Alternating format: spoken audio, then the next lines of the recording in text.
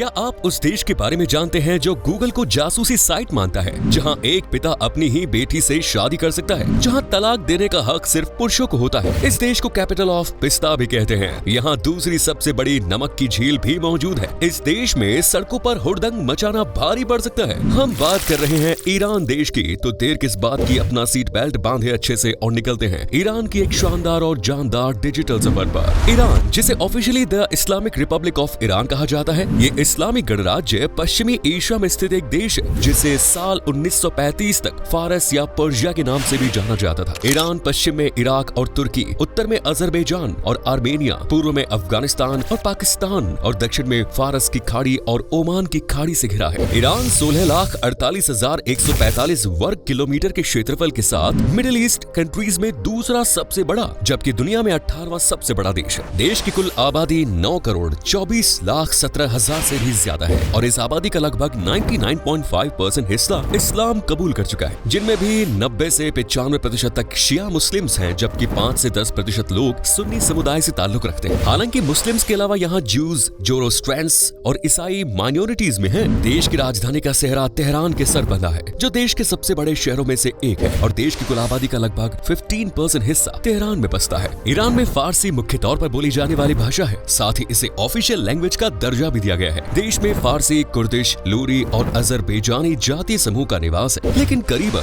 70% जनता भारूपीय जाति की है और हिंद ईरानी भाषाएं बोली जाती हैं। ईरान का इतिहास कोई आजकल जितना पुराना नहीं है, बल्कि इसका इतिहास 1,00,000 ईसा पूर्व से माना जाता है, जिसकी शुरुआत 3200 ईसा पूर्व से हुई। इसीलिए ये दुनिया की सबसे पुरानी सभ्यताओं में से एक है। ईरान दोस्तों भारत, चाइना समेत उन देशों की लिस्ट में शुमार होता है जो बढ़ती आबादी से परेशान है। देश की जनसंख्या में दिन दुगनी रात चौगुनी तरक्की हो रही है, जिस वजह से बुनियादी ढांचे की कमी, रिसोर्सेज की पूर्ति के लिए ईरान को काफी मशक्कत करनी पड़ती है। हालांकि कुदरत भी इस मामले में ईरान का सपोर्टर है, जिसका उदाहरण है ऑयल एंड नेचुरल गैस, जिस पर ईरान की मैक्सिमम इकोनॉमी डिपेंड है, जिससे ये देश हर साल मिलियंस ऑफ डॉलर्स की कमाई कर लेता है। वहीं फारस की खाड़ी में दुनिया का 50% ऑयल रिजर्व है और ईरान हर दिन 4 मिलियन के लगभग ऑयल पंप करता है, जिसे दुनिया के अलग अलग देशों में एक्सपोर्ट किया जाता है। न सिर्फ ऑयल बल्कि प्लास्टिक, फल, सिरेमिक प्रोडक्ट्स और केमिकल्स जैसे कई प्रोडक्ट्स चाइना, ईरान, तुर्की और इवन भारत में भी एक्सपोर्ट किए जाते हैं। जी हाँ दोस्तों, ईरान और भारत के रिश्ते शुरू से ही बहुत मजबूत रहे हैं, फिर चाहे वो व्यापारिक दृष्टि से हो या किसी और नजरिए से।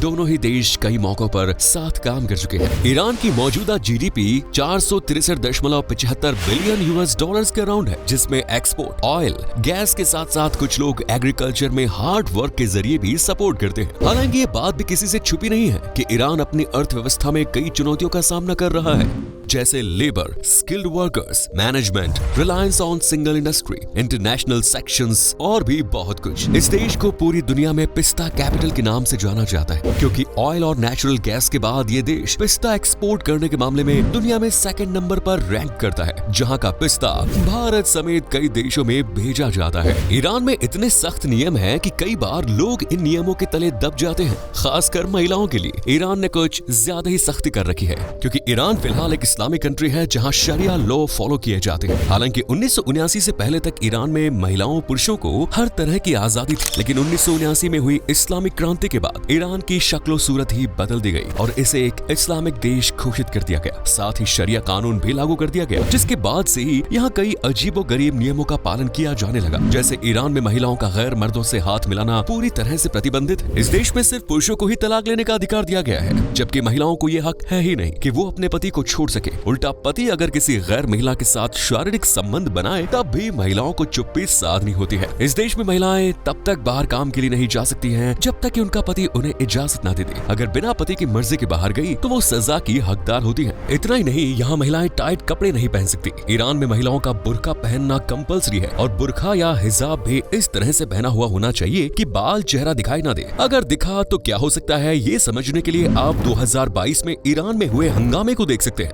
असल में 13 सितंबर 2022 को महसा अमीनी नाम की एक 22 साल की महिला बुर्का पहने अपने परिवार के साथ बाहर जा रही थी, लेकिन पुलिस ने उसे गिरफ्तार कर लिया क्योंकि अमीनी का बुर्का ठीक से नहीं बंधा था और उसके हल्के से बाल दिखाई दे रहे थे। जिसके बाद 22 साल की अमीना के साथ ईरानी पुलिस ने बेरहमी से मारपीट की। उसे इतना मारा गया कि 16 सितंबर को अमीनी ने इलाज के दौरान दम ही तोड़ दिया। बस फिर क्या, लोगों का गुस्सा फूटा और पूरे ईरान में महिलाओं ने सरकार और उनके नियमों का बुर्का जलाकर बाल काट कर विरोध किया। ईरान में सबसे ज्यादा पसंद किए जाने वाला गेम है फुटबॉल, जिसे यहाँ का हर शख्स पसंद करता है और ईरान की नेशनल टीम तो 3 बार एशियन वर्ल्ड कप भी जीत चुकी है, जो 3 बार वर्ल्ड कप फाइनल में भी पहुंच चुकी है। हालांकि ईरान की महिला फुटबॉल टीम को 2011 के ओलंपिक से बाहर होना पड़ा क्योंकि इस साल से फीफा वर्ल्ड कप में हिजाब पर बैन लगा दिया गया। और आप तो जानते ही हैं ईरान में महिलाओं का हिजाब पहनना कितना जरूरी है। वैसे क्या आप जानते हैं कि ईरान दुनिया का एकमात्र ऐसा देश है जो कैस्पियन सागर तट और हिंद महासागर तट दोनों के साथ बॉर्डर शेयर करता है। ईरान की खूबसूरती का अंदाजा आप यहाँ मौजूद वर्ल्ड हेरिटेज साइट को देखकर लगा सकते हैं, क्योंकि रिकॉर्ड्स के मुताबिक ईरान में लगभग 28 वर्ल्ड हेरिटेज साइट्स मौजूद हैं और इस लिहाज से ईरान सबसे ज्यादा यूनेस्को साइट्स के मामले में बाकी अरब देशों की तुलना में सबसे आगे है, जिन्हें देखने के लिए हर साल करोड़ों की संख्या में लोग ईरान पहुंचते हैं। खासकर प्राचीन शहर परसेपोलिस और लुट रेगिस्तान को देखने के लिए, जिनकी प्राकृतिक सुंदरता, बनावटी इमेजिनरी दुनिया, भूरी भूरी रेत और नई पुरानी संस्कृति को देख लोग मंत्रमुग्ध हो जाते हैं। वैसे अगर आपने ईरान देश का झंडा देखा है तो आपको ये कुछ यूनिक नहीं लगा होगा।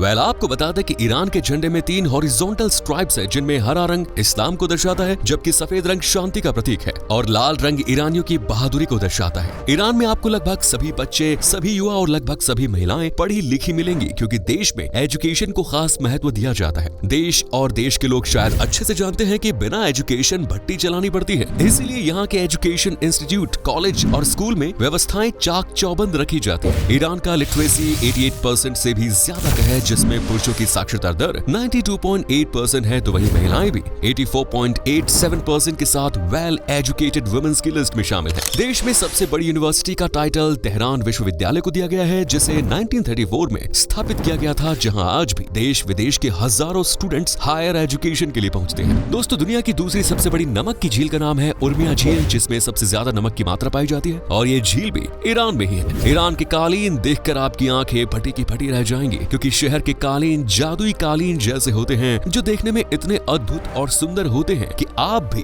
पर्स में हाथ डाले बिना और कालीन को घर ले जाए बिना यहाँ से हिलेंगे ही नहीं। ईरान में अगर आप बीच चौराहे पर, गली में या क्लब में या किसी पार्टी में या फिर अपने ही घर पर ही शराब पीते और पिलाते हुए नजर आ जाएं, तो आपके ऊपर फौरन कानूनी कार्यवाही शुरू हो जाएगी। इतना ही नहीं, अगर आपने शराब बेचने की कोशिश की तब भी आपको जेल की हवा खानी पड़ सकती है, क्योंकि ईरान देश में शराब बेचना, खरीदना और पीना तीनों ही पूरी तरह से बैन है। कहते हैं कि एक पिता के लिए उसकी बेटी, उसका मान सम्मान सब कुछ है, लेकिन आपको जानकर हैरानी होगी कि ईरान में एक पिता अपनी ही बेटी से शादी कर सकता है। जी हाँ दोस्तों, साल 2013 में ईरान में एक कानून पास किया गया, जिसके तहत कोई भी पिता अपनी बेटी के साथ शादी कर सकता है, लेकिन 2 शर्तें पूरी होने पर। पहली, बेटी गोद ली हुई होनी चाहिए और दूसरी, उसकी उम्र 13 साल होनी चाहिए। इस देश में अस्थायी शादियों का चलन भी है, यानी टेम्पररी मैरिज, जिसके तहत कोई भी पुरुष किसी महिला से कुछ घंटों, कुछ मिनट, यहाँ तक कि कुछ सेकंड्स के लिए भी शादी कर सकता है। दोस्तों, जब भी हम किसी ऑफिशियल काम से जाते हैं, जैसे मीटिंग, ऑफिस वर्क से कहीं जाते हैं, तो सूट बूट के साथ टाई पहनना जरूरी हो जाता है, क्योंकि ये हमारे फॉर्मल लुक को ऑफिशियल लुक में बदलती है। लेकिन आपको जानकर हैरानी होगी कि ईरान में टाई पहनना पूरी तरह से बैन है। इस देश में आपको कोई भी सूट बूट पहनकर टाई पहने नजर नहीं आएगा। यहाँ की एक और अजीब बात यह है कि यहाँ सैटेलाइट टेलीविजन पर भी पाबंदी लगाई गई है।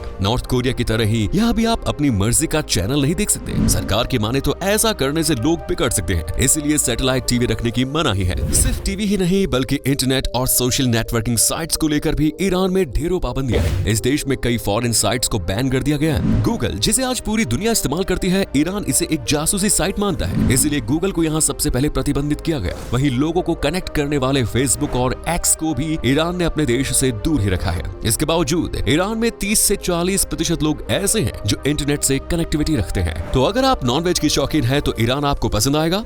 इस देश में मटन, चिकन, फिश सब कुछ खाया जाता है। ईरान की फेवरेट डिश है कबाब कोबिदेह, जिसे मीट से बनाया जाता है। वहीं बगाली पोलो घेमे भी ईरान की एक पसंदीदा डिश है। वहीं बिरयानी, कबाब, तहचिन जैसी अनेकों डिशेज हैं जो ईरान का स्वाद जिंदगी भर ना भूलने का फरमान देती है। यहाँ देखने के लिए सबसे बेहतरीन जगह है तेहरान, जहाँ ग्रैंड बाजार, नेशनल म्यूजियम, गोलिस्तान पैलेस, सादाबाह है सांस्कृतिक और ऐतिहासिक परिसर, और आजादी टावर जैसी ऐतिहासिक जगह। इस्लामिक वास्तुकला का प्रतीक इस्फहान भी घूमने के लिए उम्दा जगह है, जहाँ आप इमाम मस्जिद और शेख लुत्फुल्लाह मस्जिद जैसे यूनेस्को साइट्स भी देख सकते हैं। यज़्द एक रेगिस्तानी शहर है जो अपनी अनोखी वास्तुकला के लिए दुनिया भर में मशहूर है। इसी तरह आप परसेपोलिस, कैश्म और कैरमान जैसी अनेकों साइट्स की सैर भी कर सकते हैं। तो कैसा लगा ईरान, कमेंट्स में जरूर बताएं। वीडियो को लाइक करें, शेयर करें, चैनल को सब्सक्राइब करें। धन्यवाद।